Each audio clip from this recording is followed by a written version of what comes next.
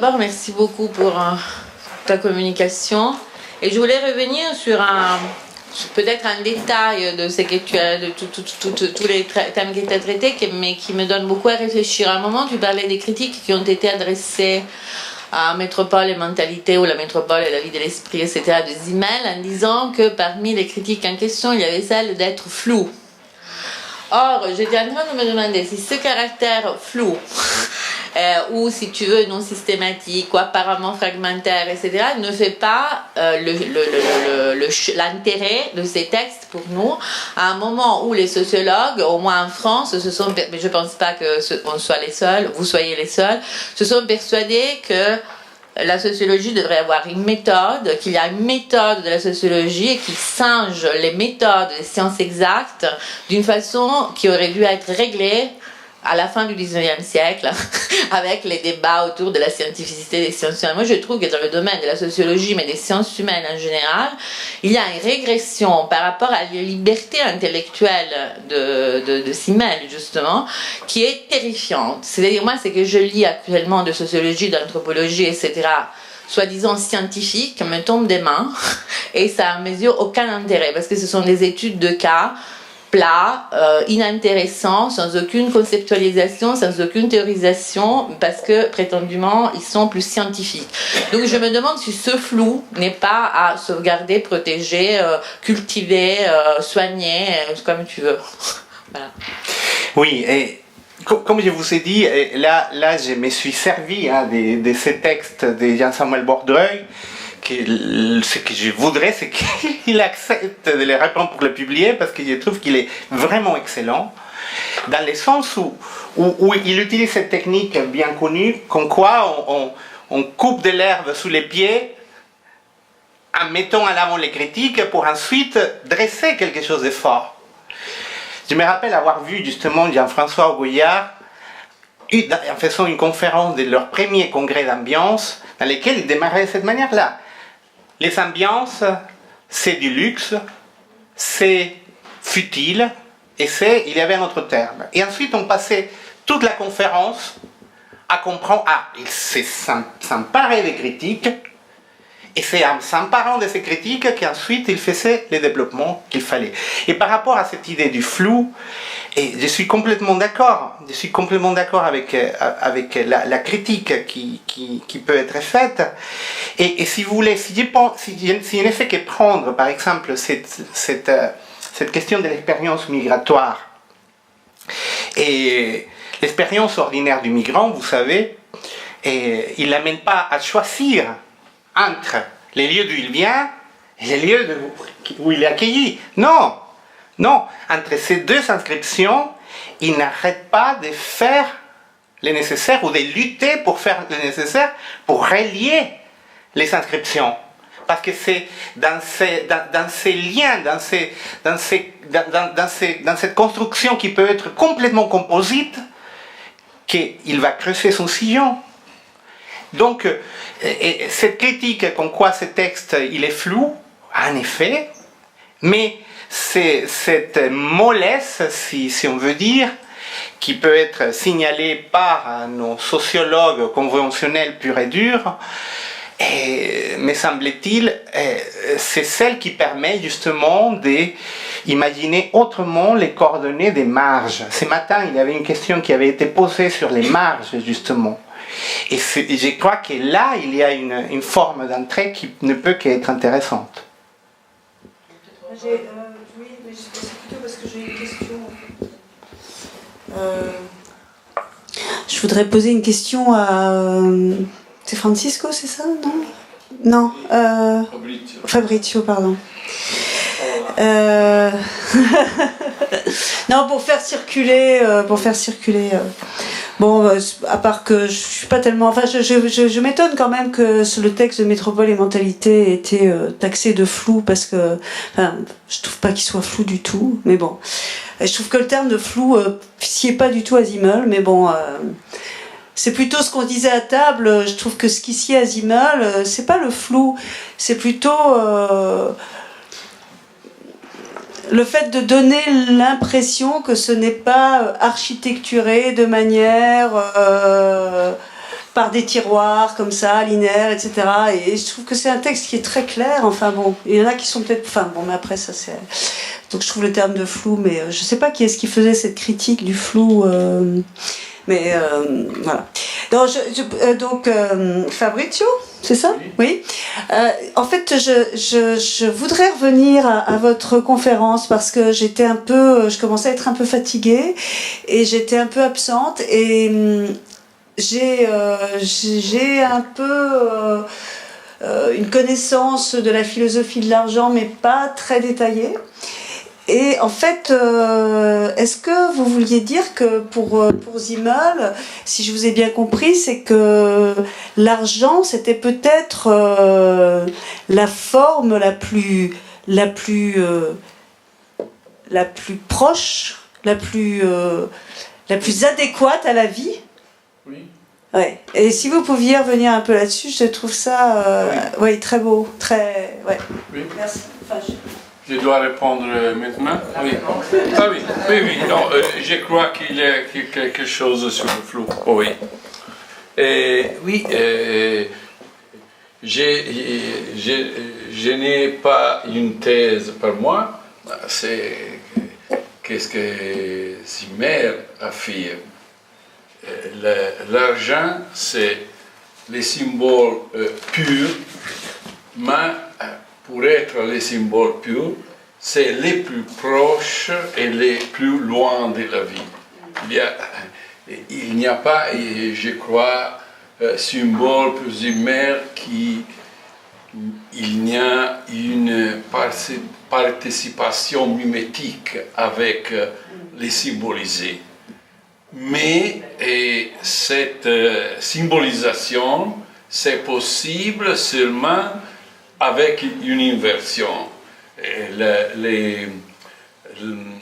L'acmé de cette inversion, c'est la relation entre la médiation universelle qui est l'argent, mais l'argent, c'est une médiation universelle qui produit non seulement la société, mais aussi l'individu dans sa antériorité. Le dernier chapitre de la philosophie de l'argent est dédié à les formes esthétiques de la relation entre vie moderne et argent. Mais il y a cette affirmation très, très forte que c'est possible la distance, l'individuum, l'individualité est seulement en force de la médiation de l'argent, de la médiation qui dépersonnalise, qui réduit tout à une seule mesure. Et ici, il y a pour moi la vraie genèse du tragique zimmélien. C'est une tragicité à la cœur du symbole. Le symbole, c'est la solution entre le dualisme, mais le dualisme, c'est originaire et précède l'unité, et où il y a un dualisme irréducible, nous avons trois possibles solutions métaphysiques. Une solution, c'est la gnose, et le dualisme reste comme il est. Mais si nous voulons résoudre le problème de la distance, il y a le problème du symbole, ou d'une médiation effective à la Hégel. Mais Zimmel, il n'est pas hegelien, et il est kantien dans la ligne de Schopenhauer. Et il ne peut admettre une solution de médiation effective. La médiation vient par les symboles, mais les symboles, c'est une force autonome. Et il y a ici la tragédie possible. nous pouvons à cette depuis je finis à cet niveau esquisser une comparaison entre les symboles chez Warburg qui répondent également à les problèmes de la distance, mais dans une façon différente. Les symboles chez Cassirer et voir comme Simmel a une position toute originaire de résoudre ou pas, ou de ne résoudre pas les problèmes de la dualité à l'origine de la tragédie.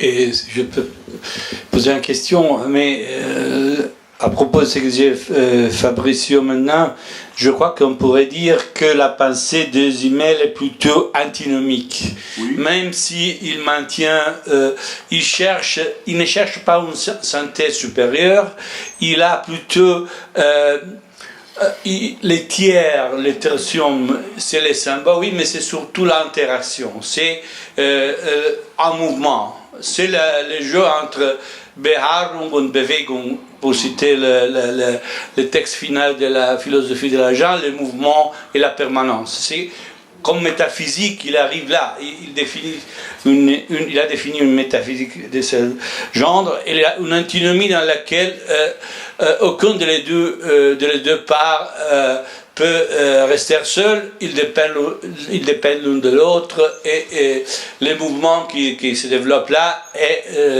l'unique tiers que nous pouvons avoir, pas des synthèses supérieures. Selon moi, le symbole, il est dedans cette perspective, et il est une part de cette perspective, mais plus qu'une question, c'est une opinion. Alors, mais je dirais, à propos de Fabrizio, j'avais une question auparavant, c'était la relation argent-vie qui est... Hans Blumenberg l'a posé en termes de relation entre des champs métaphoriques. L'idée que Simmel avait trouvé l'argent et donc il a défini la vie.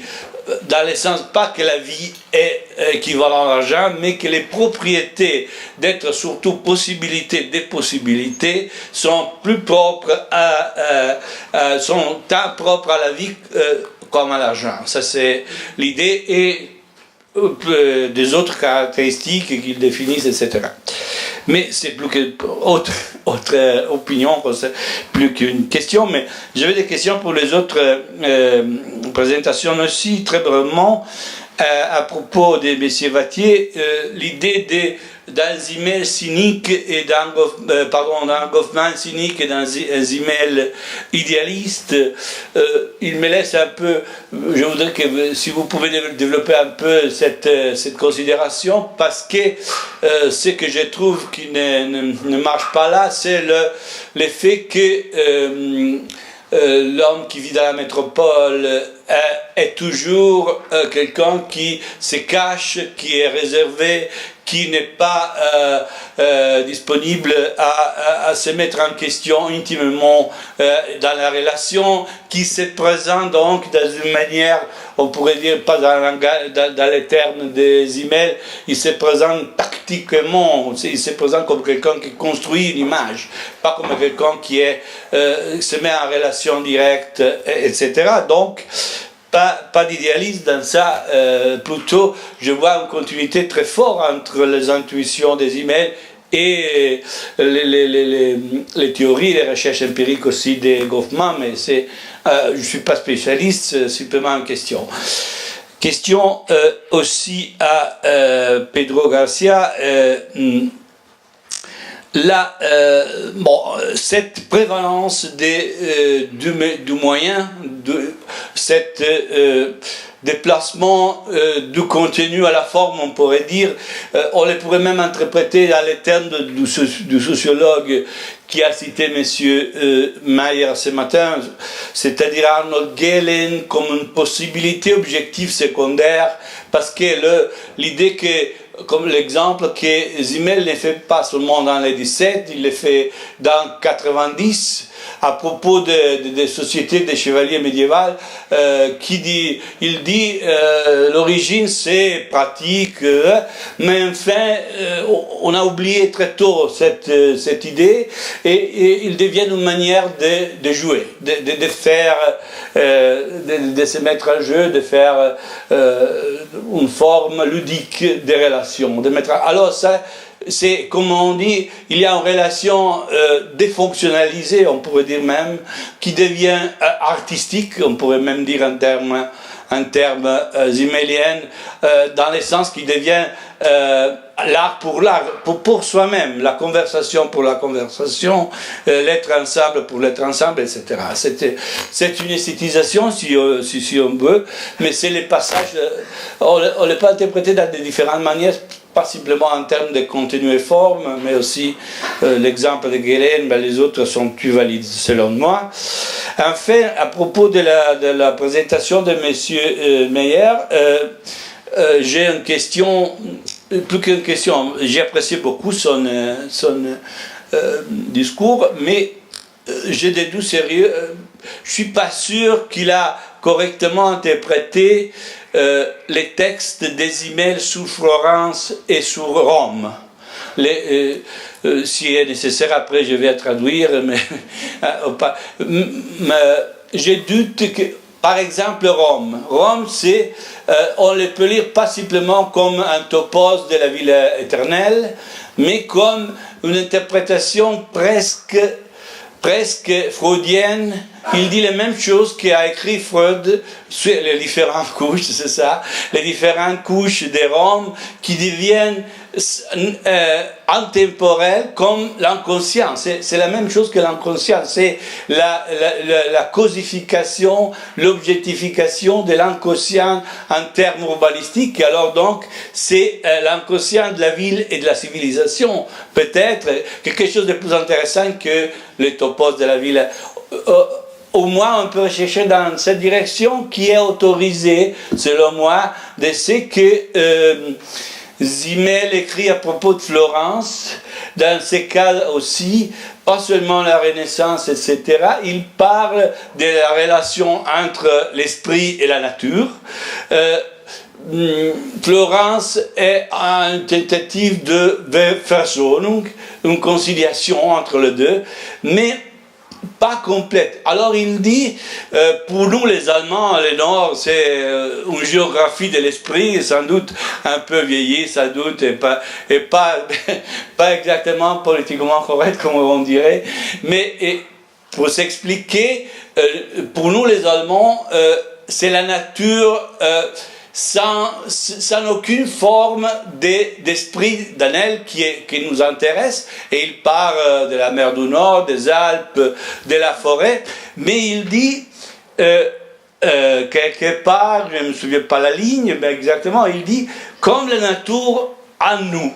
Alors, c'est une autre direction introspective de la recherche des emails, c'est-à-dire c'est une nature, c'est la nature, la perception de quelque chose en nous que nous ne maîtrisons pas, que nous ne pouvons pas contrôler complètement, qui trouve un correspectif à l'extérieur dans cette impossible en tant qu'incomplète maîtrise de la nature de la part de l'esprit, duquel Florence est l'exemple le plus sublime selon lui, mais enfin un échec, je crois. Si on lit les textes dans les détails, il décrit un échec de l'esprit, pas simplement une topos dans les cas. Pour les autres choses, je suis complètement d'accord, alors je ne dis rien, mais ces deux cas sont selon moi très important à discuter, parce que là il y a des outils centrales il utilise quelques outils centrales pour sa théorie et pour comment il décrit la ville, etc. Donc questions et discussions. Merci. J'ai entendu la moitié. Soll ich das also übersetzen? Bitte, ja. Ja, okay. Mais du coup, je le traduis au micro, ça vous sert à rien, je redis tout ça, moi, bien en amont. Frage, die dir gestellt wurde von Andrea, ist, apropos, also er fand, dass deine Konferenz interessant war und der ist eigentlich ziemlich einverstanden mit allem, was du sagst, nur nicht mit den zwei Themen, die du aufgreifst, apropos Rom und apropos Florenz, weil Andrea meint, dass einfach Rom wegzuschieben mit dem Nein, nicht nur ein Topos von ewige Stadt, aber auch Rom ist eine Objekt werden, etwas, das unbewusst in uns ist. Dieselbe Wörter, die Freud hat geschrieben über Rom, man kann lesen in den Idee von Zeitlosigkeit von Rom. Das ist meine, und so nicht nur Topos, aber auch eine Stadt als Vorstellung des Unbewussten. Das in diesem Sinn intemporell.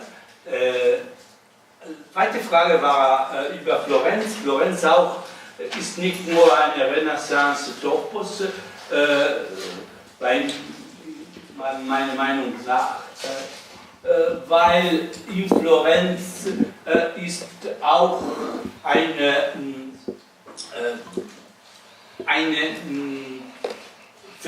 nur partielle Versöhnung. Was bleibt, ist Natur, die reine Natur, die wilde Natur als Alpen, als Holz,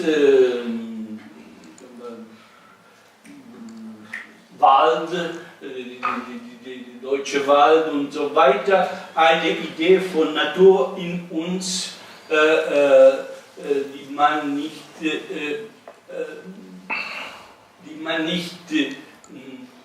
herrschen kann. Das ist meine Idee. Und die zwei Städte sind vielleicht eine Objektivierung von die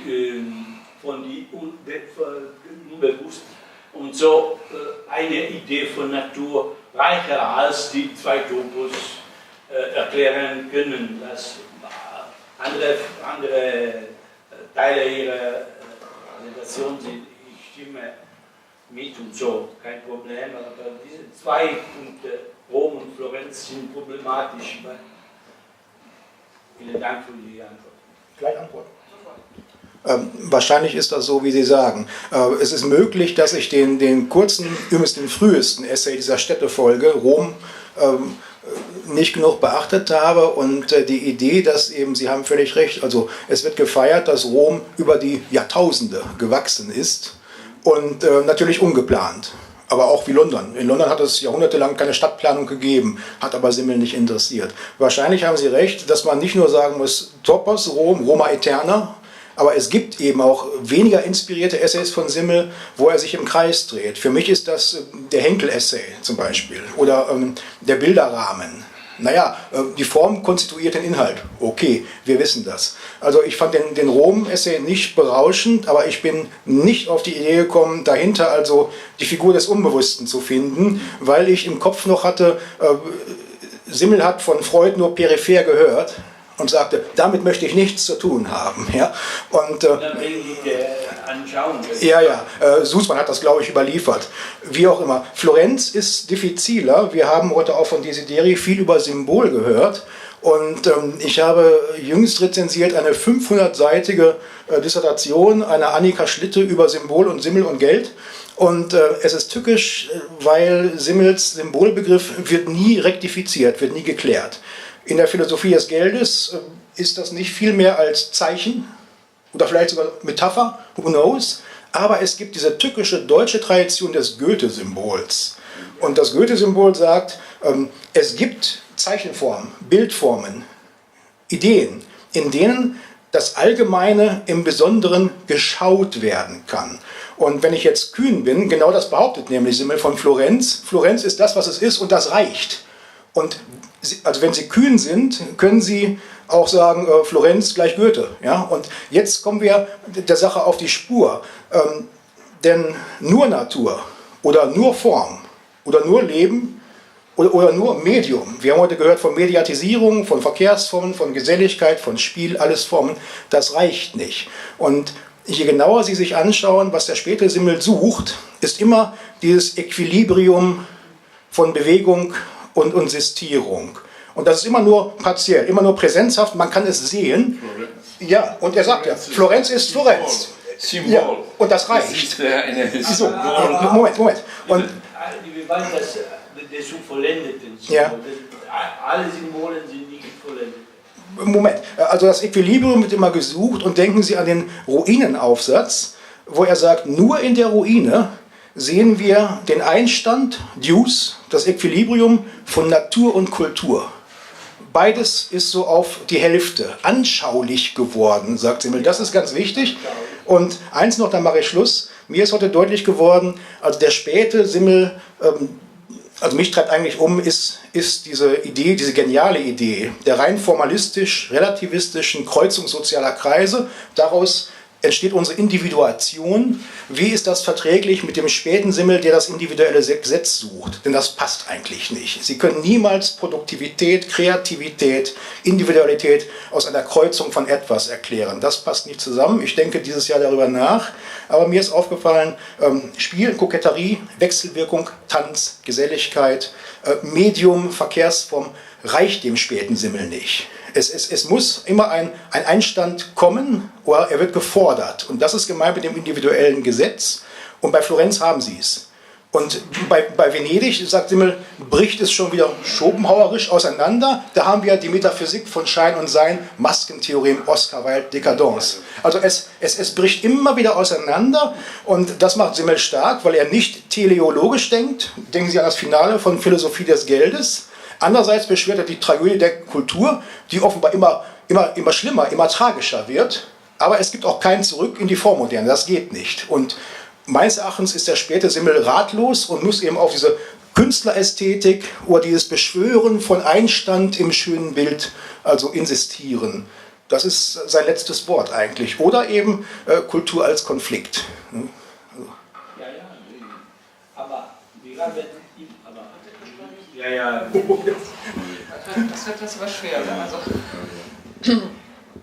Donc pour répondre, enfin pour traduire ce que Ingo vient de dire, je le résume vraiment très très vite.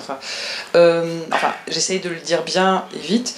La proposition qu'Andrea Borsari a faite de revoir et de réinterpréter, ou en tout cas de compléter la vision que Ingo Maier nous a présentée de Rome comme ville éternelle, voilà, et comme topos éternel, Andrea, ça lui suffisait pas. Et Ingo lui dit peut-être que finalement, effectivement, la question de l'inconscient pourrait être une des clés complémentaires de l'analyse de la ville de Rome proposée par Simmel, même si, et c'est là qu'il exprime sa réticence, il y a peut-être, enfin, lui, il n'y avait pas pensé parce que, en gros, Simmel ne voulait rien avoir à faire avec Freud. Andrea a répliqué en disant. Moi, j'ai rien à dire, je traduis. Andrea réplique en disant mais oui, mais en même temps, c'est pas parce qu'ils se côtoient et qu'ils s'aiment pas qu'ils peuvent pas avoir les mêmes pensées. Voilà, donc ça c'était pour finir avec Rome. C'est à peu près juste. Ouais. Et à propos de Florence, Ingo Maier était dans une plus grande difficulté à donner raison à Andrea Borsari qui questionne cette idée de Florence comme comment dire, selon la question du symbole en gros, Simmel, pour pouvoir comprendre Florence, a besoin de Goethe et de la notion de symbole et ou de figure pour pouvoir l'attraper. Andrea Borsari trouvait que c'était peut-être réducteur. En même temps, Ingo Maier ensuite a digressé assez longuement sur le fait que, au fond, entre le jeune Simmel qui est dans cette fluidité, dans ce flux, dans ce contre-flux, dans ce jeu, dans cet échange, dans la coquetterie, dans cette idée d'une dynamique, ce jeune Simmel se voit rattrapé lorsqu'il est plus vieux par la volonté de trouver des formes, peut-être incertaines, peut-être provisoires, peut-être pas terminées, dans lesquelles quand même pourrait se cristalliser quelque chose pas définitif, mais quelque chose qui permet de donner une belle image de cette dynamique. Andrea Borsari a complété en disant bah, c'est une belle image, mais elle n'est pas achevée. Et bon, bref, donc là, le débat n'est pas tout à fait clos. Je crois que j'ai à peu près résumé la situation. Nous laissons les autres répondre, mais peut-être. Alors, il y avait des questions qui avaient été posées à Fabrizio. Ah oui. Ça va. Ah oui, vous avez... Ah oui. Non, deux micros. Ah oui, et je répondrai très brièvement à les questions qu'il m'a posées Andrea. Sur la question de l'antinomie.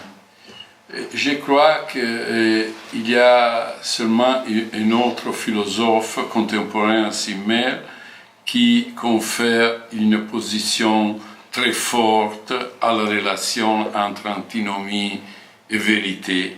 Et je pense ici à Florensky. Mais nous avons deux directions opposées.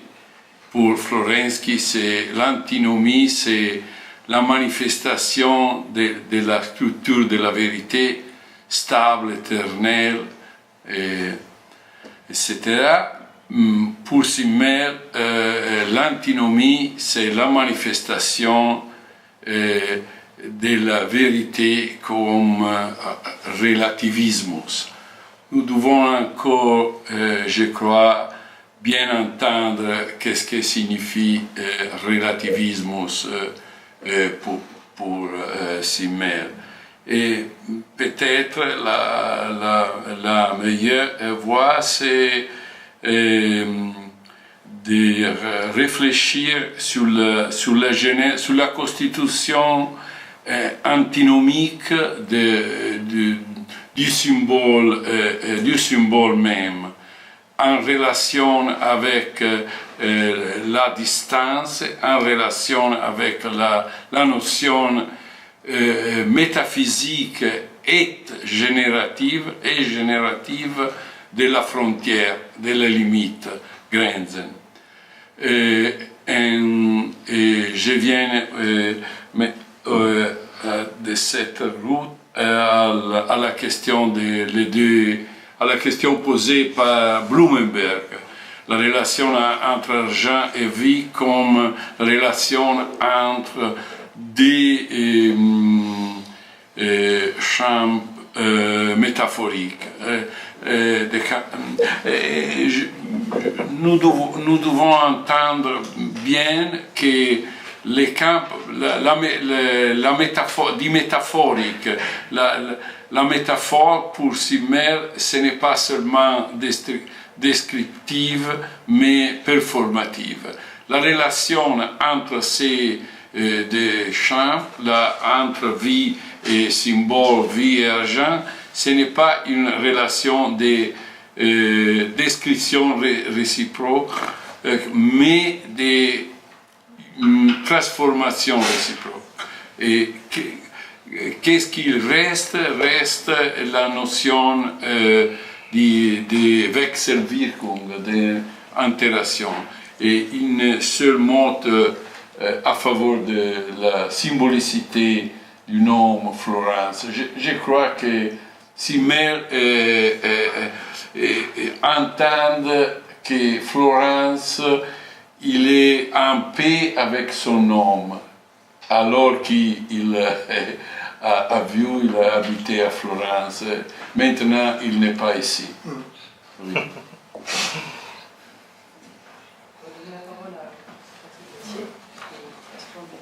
Par rapport à la dichotomie entre Hoffman et les immeubles, cette vision des dichotomies. Oui, j'ai repris une proposition de Philippe Murray, qui est un phénoménologue, disons, à Berkeley. Et qu'est-ce que j'entends par là? Moi. Simmel se pose la question de comment les formes sociales se maintiennent. Comment la société est-elle possible? Alors, il est vrai qu'il y a tout le chapitre sur le conflit. Mais le chapitre sur le conflit, en même temps, considère que le conflit est socialisateur. Je veux dire, c'est en ce sens-là où, je veux dire, c'est quelqu'un qui met plus l'accent sur ce qui socialise, on va dire, mais socialise à son sens, hein, que sur ce qui désocialise. Alors que chez Goffman, on pourrait trouver beaucoup plus de trucs qui permettent de casser les relations.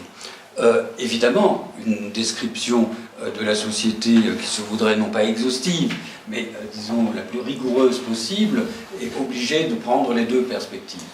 Alors, cela dit, pour autant, Goffman dirait ça comme ça. À un moment donné, un auteur met plus l'accent sur tel élément. Ça ne veut pas dire qu'il ne voit pas l'autre, mais bon. Par exemple, la méfiance, Simmel, il n'en parle pas trop. Il en parle, mais bon. Goffman, évidemment, il voit aussi l'importance de la confiance, mais il voit plus l'importance de la méfiance. Et voilà, je veux dire, alors, j'ai repris les termes idéalistes, ou enfin bon, je ne ferai pas une... disons, je ne les défendrai pas forcément outre mesure, idéaliste cynique, mais je crois quand même que la perception de la société chez Goffman a quelque chose qui ne nous montre jamais la sociabilité telle qu'elle peut s'exprimer. C'est-à-dire quand la société joue à être elle-même. Hein, pour reprendre l'article sur la sociabilité, je crois que tu as traité tout à l'heure. Donc c'est en ce sens-là qu'il y a le fait aussi, sans doute, que Simmel insiste sur le fait que si l'homme ne pas considérer simplement que l'homme est un loup pour l'homme. Je ne pense pas qu'il considère que les gens se cachent dans la ville. Il insiste bien sur toutes les relations qui sont obligées de se constituer aussi entre les voisins. On peut trouver des textes dans la philosophie de l'amour, pas seulement dans ce qui relèverait plus de sa sociologie. Donc, je crois qu'il met plus l'accent, je dirais, sur une ambiance socialisatrice, alors que Goffman va plus mettre l'ambiance sur ce qui peut aussi la casser. Voilà. L'accent sur une ambiance, disons, qui va vers la désocialisation. L'escroc est quand même un type qui est très souvent décrit par Goffman, c'est-à-dire quelqu'un qui prend des apparences qui lui permettent de se présenter autre qu'il n'est. Et je crois que le caractère cynique, c'est aussi, sans doute, une conception plus critique, je dirais, concernant la société que celle que pouvait avoir Simmel. Voilà. J'ai pensé seulement à l'idée de jouer un rôle qui est très important, qui parle du cynisme de l'argent, tout cela. Ah oui, de cynique, oui, oui. Le cynisme, pas caché, c'est caché dans le sens c'est pas voir, mais dans le sens de laisser voir le côté superficiel de l'intellectuel, pas le côté intime. Ça, c'est pour cela que j'avais des doutes. Merci pour la réponse. Oui, mais je ne prends pas là, disons, ni le cynique, ni le blasé. Je mets l'accent sur les conditions de possibilité de la société. Est-ce que je peux poser une question d'architecte? Parce que oui, quand je suis arrivée ici, en fait, je lis aussi j'étais pas là ce matin, je me prie de m'excuser, je n'ai pas pu lire. La question du champ architectural. Je me suis posé la question en vous écoutant tous. Comment est-ce que Simmel peut nous aider, nous les architectes, à penser la ville contemporaine de la Smart City, la ville qui est en total changement numérique, à partir de cette question de la confiance, de l'argent, d'un changement finalement de paradigme. Je pensais à vos exemples aussi. Est-ce que c'est quelque chose qui est encore contemporain pour nous? Est-ce que vous y voyez, vous, je dirais, réponse? Ou est-ce que vous pensez, je provoque là, est-ce que Simmel peut... Est-ce que c'est déjà dépassé, vous voyez, par rapport à ce qu'on vit aujourd'hui? C'est une question naïve, je l'avoue, mais c'est une question d'architecte et d'urbaniste. Je peux me permettre de répondre en te renvoyant Laval, en fait, parce que tu en as parlé ce matin. Justement. Moi, j'avais mis ça là comme une chose sur laquelle je voulais t'inviter à revenir, parce que Florence, à un moment, vers la fin de sa communication ce matin, communication très instructive et très foisonnante, et on a parlé rapidement au déjeuner, mais disons, toutes les possibilités que ton propos incite pour saisir la capacité des formes à produire des réalités et qui aillent dans le sens des conventions ou pas, ou plus ou moins. J'ai trouvé vraiment ta communication très, très incitative, très, très stimulante. Et donc à la fin de la communication, Florence se posait la question sur comment rendre compte dans les sciences de la conception, l'architecture, l'urbanisme, le design, architecturalement de ces topos siméliens que tu avais posés. Et donc tu avais parlé du pont et de la porte. Et tu avais utilisé ces exemples pour, justement, c'est des exemples parlants en termes d'interaction, d'interdépendance, etc., etc. Tu l'as dit au lieu du mur inarticulé. Et tu as parlé que c'est plutôt des circuits, des schémas, etc. Et alors, vous posez la question de la Smart City. Ouais, donc je te renvoie Laval simplement en rajoutant un petit pic comme ça sur la manière dont la Smart City est tout simplement aussi démultiplie les formes de spatialiser les choses. Et les démultiplie non seulement en termes numériques, mais les démultiplie en termes de modalités. Il y a d'autres modes de créer les espaces de rencontre. Et tous ceux qui avons d'une manière ça, qu'on soit plus ou moins esclavisés, on le sait. Et donc, comment tu vois ça? Et puis, pour ne pas te les rendre facile, quand même les villes, dans les villes, et là aussi, il y a des murs. Et les murs, ils sont là. Et sans les murs, en même temps, la question du partage des espaces, lorsque les besoins de segmentation, de différenciation claire, etc. se posent. Et on sait très bien, par exemple, en France, comment tous les sous-bassements de la citadinité en termes de confiance, pour reprendre ce que Patrick a dit, est l'objet d'une forme de substitution en termes de sécurité. La question, ce qui intéresse, ce n'est plus la confiance, c'est la sécurité. Et là, on a fait monter en puissance un levier qui est de l'ordre de la surveillance plutôt que de la faire avec. Donc je te balance... Ouais. C'est important cette histoire. Alors Daniel, on se connaît, donc on pourra en parler plus longuement. Disons rapidement ce que j'ai essayé de présenter ce matin, c'est de faire l'effort aussi par rapport à cette scène, à cette journée et puis les journées qui suivent, c'est justement d'interroger la sociologie de Zimmel en ce qu'elle me semble peut-être pas...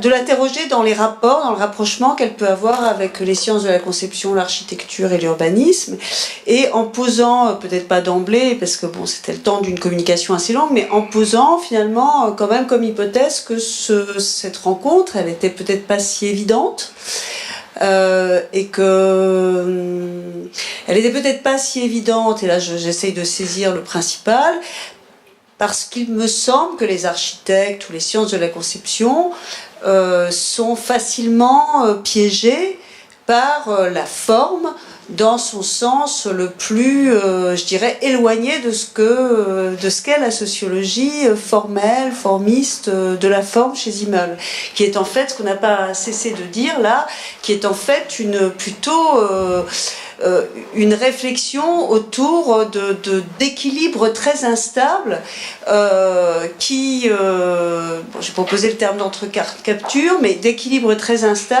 ou de lois individuelles, dont il a été question aussi par rapport à Florence, par exemple, qui permettent en même temps un mouvement et une espèce de tension perpétuelle de vie, tout en ayant une manifestation, tout en ayant une manifestation qui puisse effectivement être perceptible et se saisir, qui puisse faire portrait, paysage, etc. Et donc toute cette pensée-là, déjà elle n'est pas facile à énoncer, mais que je me demandais comment, pour l'architecture, comment traduire cela. Et que c'était effectivement un défi qui me semblait particulièrement acrobatique, mais pour autant très intéressant, et qui me semblait aussi que l'architecture avait déjà trouvé des réponses, ou c'était déjà qu'elle recelait, que c'était aussi à l'architecture de se poser cette question, quelles sont ses ressources, etc., pour offrir justement des lieux, des espaces, des scènes, etc., qui soient pas finalement qui permettent à la vie, à un contenu multiple de la vie, de les accueillir. Hein, et qu'elle avait, alors bon, décliné certaines choses, notamment comme le pont et la porte, etc. Par rapport au Smart Cities, moi c'est vrai que c'est pas tellement quelque chose, c'est pas quelque chose que je goûte tellement, donc je suis peut-être... Mais il y a un texte sur la télévision chez Simmel, donc c'est là que le dinosaure parle. Je préfère la télévision parce que voilà. La télévision, l'irruption de la télévision dans les scènes de la vie quotidienne, dans la maison, dans l'habitat, et comment finalement du familier sur un repas, la conversation, donc ces formes très familières chez Simmel, de coquetterie, etc., vont se dérouler sur un arrière-plan d'images qui font irruption, intrusion, et que, effectivement, ça change quelque chose dans même la... Et en relisant ce passage, je me suis dit, tiens, c'est vrai que je fais travailler les étudiants sur des petits carnets, etc. Et la télévision a toujours une place très importante, un peu moins le smartphone, ils se mettent moins partout où circule le smartphone, etc. Bon, alors après, dans la ville, je pense qu'effectivement, c'est là que je dirais que vraiment... l'enquête sociologique, la dérive, l'observation, etc., enrichie, inspirée par ce genre de lecture. Et pour répondre à ta question, je pense qu'effectivement, ce type de lecture fait sans doute trop défaut dans l'enseignement de l'architecture. Mais bon, on peut pas, c'est déjà... Mais voilà, de se coltiner ce travail qui n'est... c'est pour ça que je disais, je pense qu'il y a une piste là, très stimulante, se coltiner le travail, se dire comment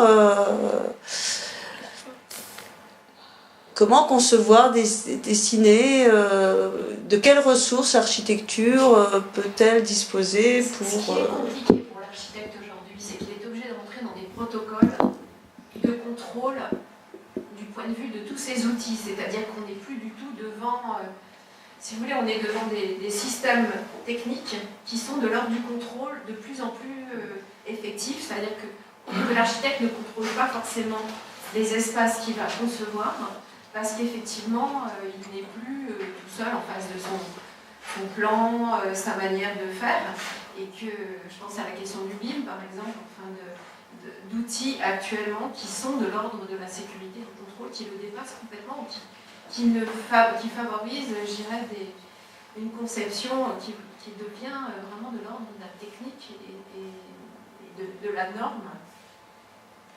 Il faut répondre à des normes plus qu'à la confiance du citoyen. C'est très complexe, ça devient, je trouve aujourd'hui, extrêmement complexe. C'est pour ça qu'effectivement, il y a beaucoup de murs.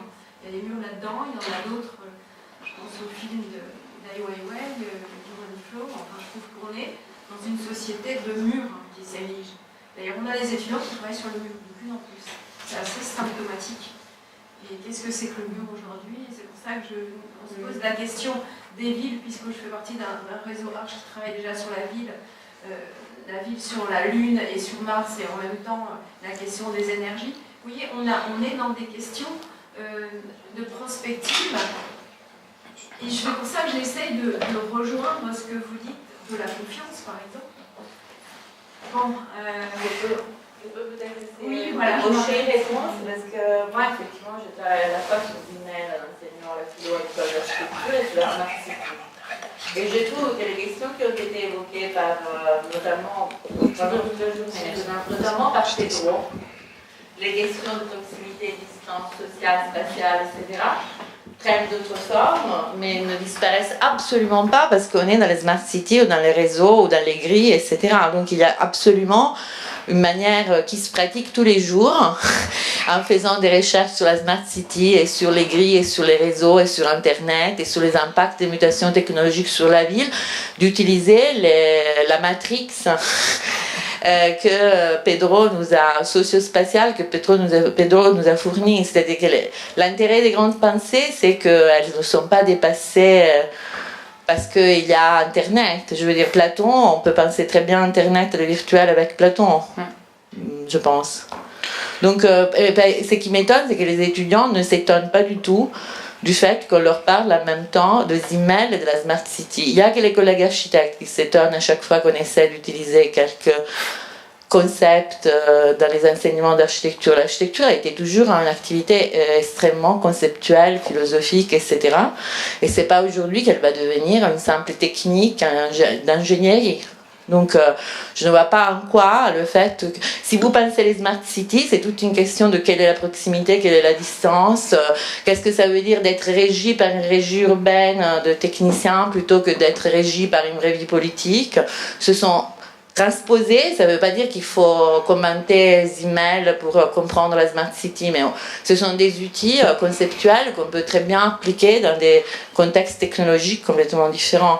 Et en plus, l'intérêt, c'est que Zimmel pensait l'émergence de la métropole comme effectivement un impact très fort de la première révolution industrielle sur l'organisation d'un espace urbain, et nous, on est amenés à penser une nouvelle révolution industrielle et son impact sur la réorganisation de la ville et de la vie urbaine. Donc moi je pense qu'au contraire, c'est fort utile pour penser les smart cities et les transformations en cours.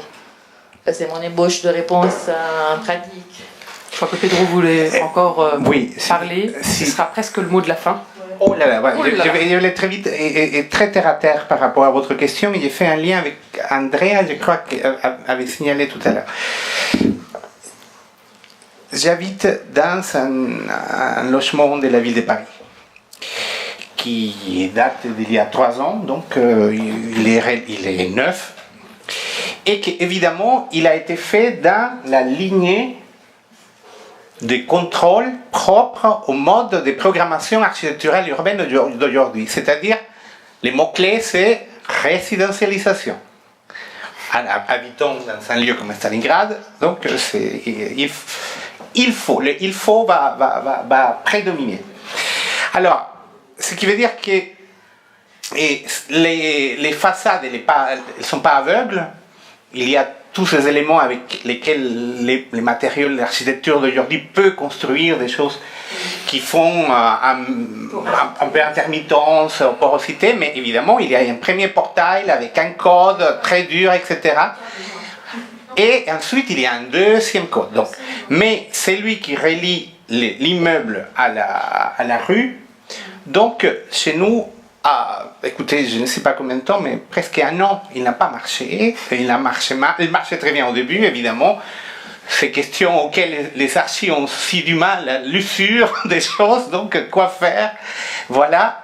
Et écoutez, que se passe-t-il? Là, on va rentrer en tant qu'habitant dans tous les régimes du contrôle, c'est-à-dire on ne peut pas avoir directement les bailleurs, c'est les gardiens, et les gardiens, ils peuvent appeler l'entreprise, mais donc il ne faut pas faire trop l'effort sur les gardiens parce que sinon ils deviennent un ennemi, et c'est l'ennemi avec qui on cohabite tout le temps, etc., etc., etc. Ce qui fait que l'entreprise a dû venir, dans les laps de 10 mois, je ne sais pas, 7 fois.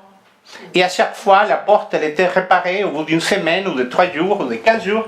À nouveau, elle partait. Et à la fin, ils se sont aperçus que la faille n'était pas mécanique, elle était beaucoup plus reliée à la Smart City, parce que comme c'est un interphone dans lequel la durée fait que lorsque la porte, elle part, il doit y avoir une sorte de mécanisme aimanté qui va garder la porte.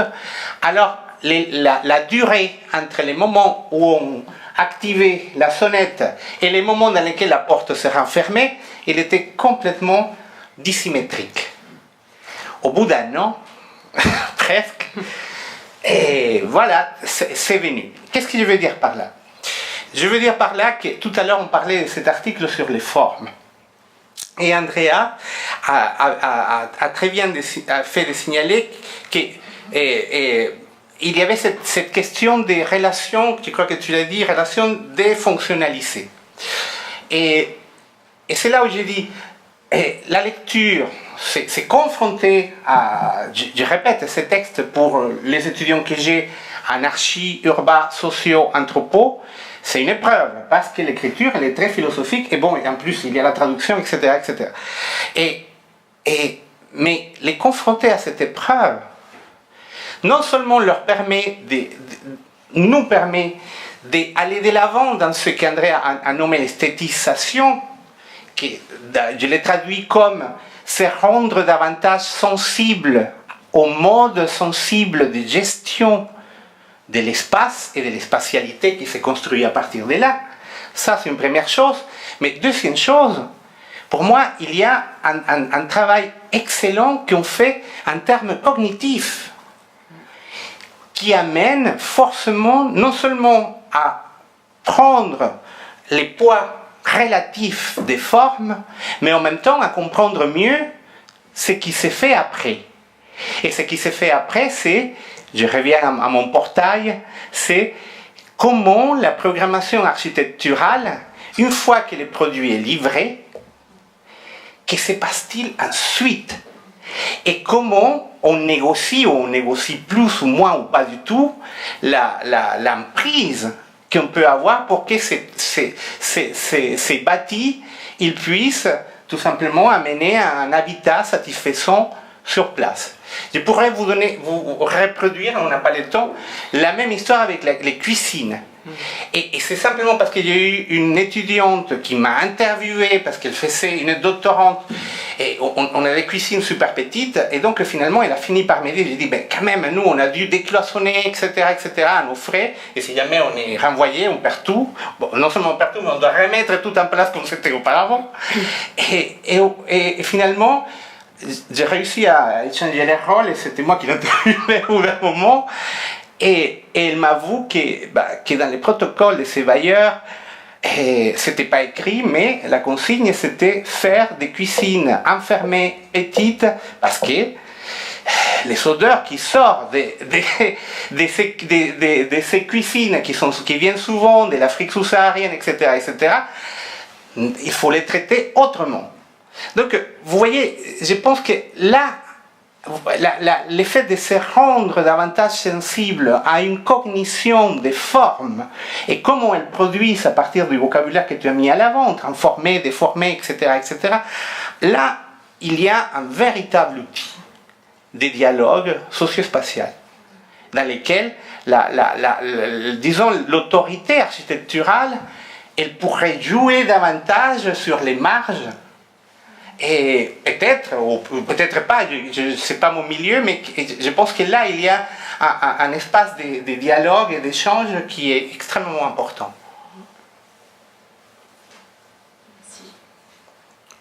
Voilà, Le cocktail nous attend. On va clôturer cette journée non pas juste par du gastronomique, mais pour remercier tous les participants. Ça a été une journée extrêmement riche en débats. Alors on a débordé tous les temps possibles, mais on est dans l'informel avec Zimmel, on ne peut pas faire des choses qui sont toutes bien carrées dans des cases. Les débats se poursuivent demain à Paris, sur le site de Val-de-Seine.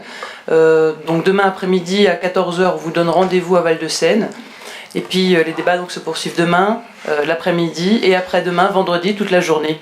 Et en tout cas, merci d'avoir participé à cette journée. Ça a été fructueux, vous avez été engagés, vous avez été disciplinés. Ça a été très très bien. Je suis très heureuse. Bonne soirée. Merci à toi pour l'organisation.